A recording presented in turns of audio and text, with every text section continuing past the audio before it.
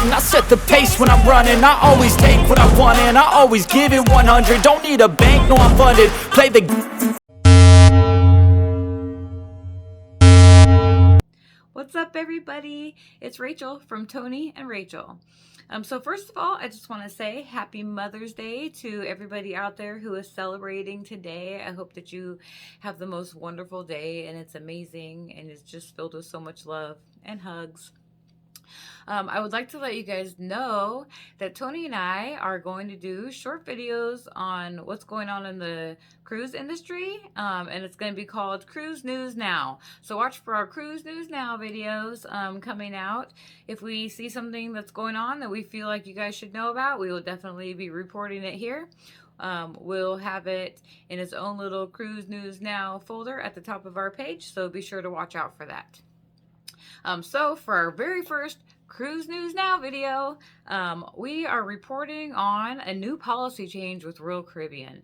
Now, to me, this is kind of crazy, but then again, at the same time, I feel like I can understand why they did it.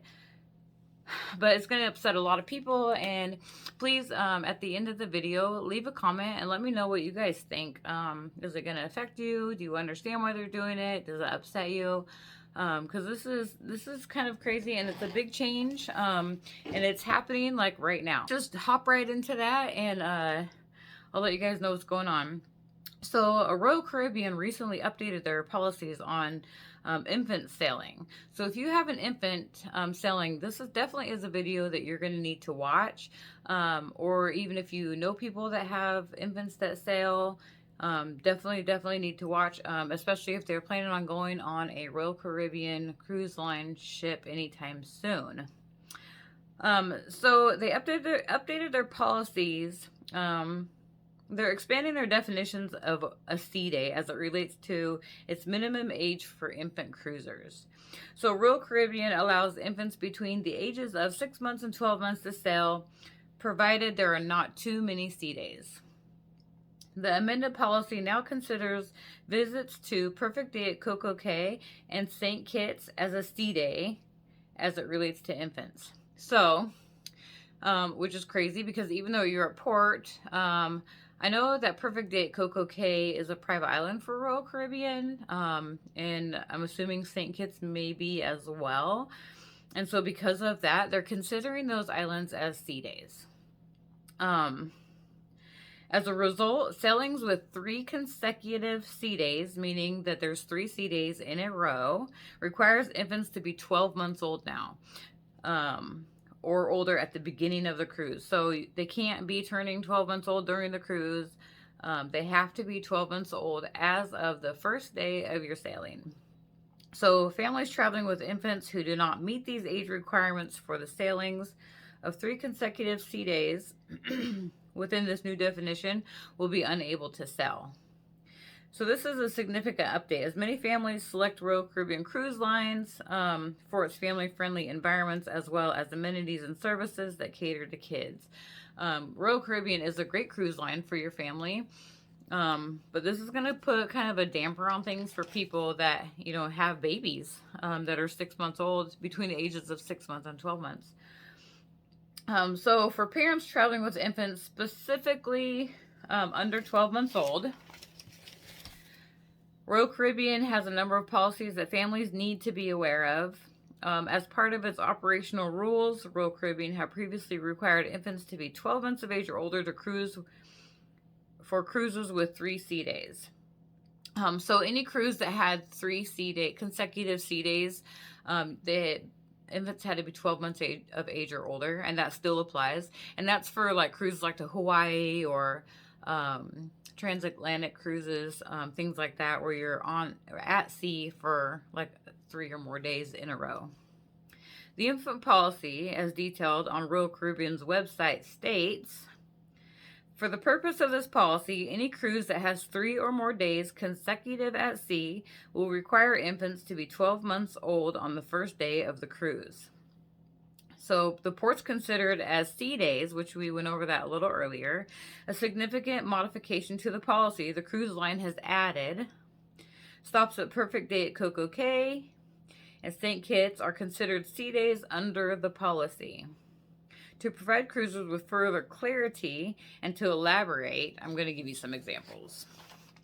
So, an itinerary with a stop at Perfect Day, followed by 2 consecutive days at sea, or a stop at Perfect Day between sea days. So if you're at sea and then you stop at Perfect Day at Coco Cay and then you have another sea day, that's considered 3 consecutive days, sea days in a row.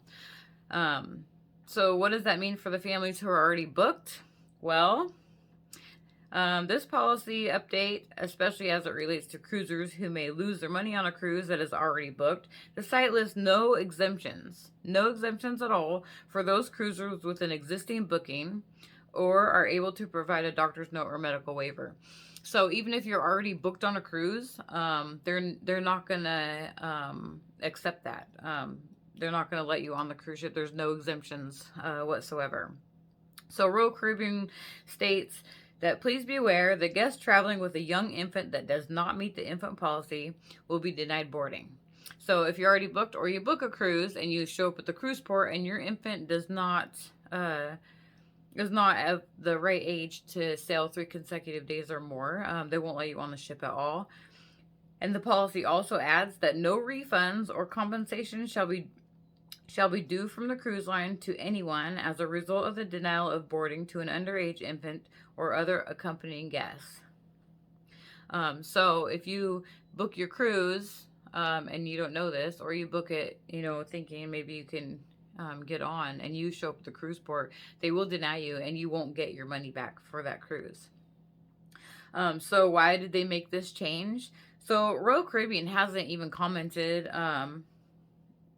to the press or anybody why they made these changes as of yet, but many understand that the restrictions could be related to the access of pediatric care and the overall well-being of its youngest passengers, probably because infants below the age of 12 months, if something serious was to go wrong and they were at sea, it takes a little longer for like a helicopter and stuff to get there, and it just puts them more at risk. Not sure if that's the reasons why, but that's what is being said. So there's that.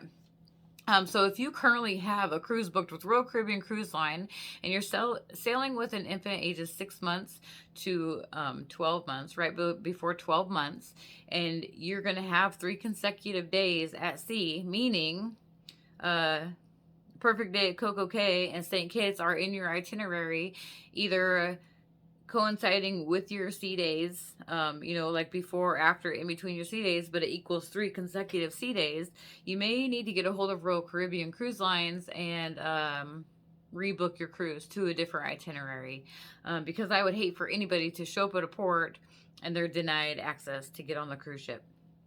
So anyways, this is Cruise News Now, and I hope that you guys found this very interesting. Be sure to look out for more of our Cruise News Now videos, and also check out our latest video. We have one coming later today called Hidden in Plain Sight. So it's going to be pretty interesting, and I hope you guys check it out. Please don't forget to like, subscribe, share, leave a comment. Let me know what you think about this video, and I'll catch you guys later. Bye.